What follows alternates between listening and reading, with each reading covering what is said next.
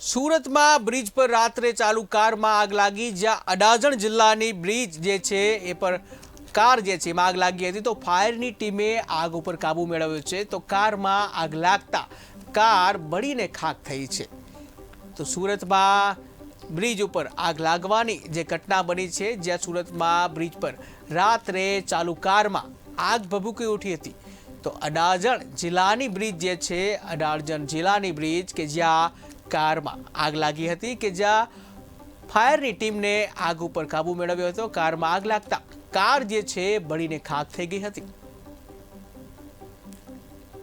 તો સુરતની ઘટના કે જ્યાં કારમાં આગ લાગી હતી અને આગ લાગતા કાર બળીને ખાખ થઈ હતી, જ્યાં સુરતમાં બ્રિજ પર રાત્રે ચાલુ કારમાં અચાનક આગ લાગી ગઈ હતી અને આગ લાગતા ફાયર વિભાગની ટીમને જાણ કરવામાં આવી અને ફાયર બ્રિગેડની ટીમ જે છે એને પાણીનો મારો ચલાવી આગ ઉપર કાબુ મેળવવાનો પ્રયત્ન કર્યો. જો કે કાર જે છે એ બળીને ખાખ થઈ ગઈ છે.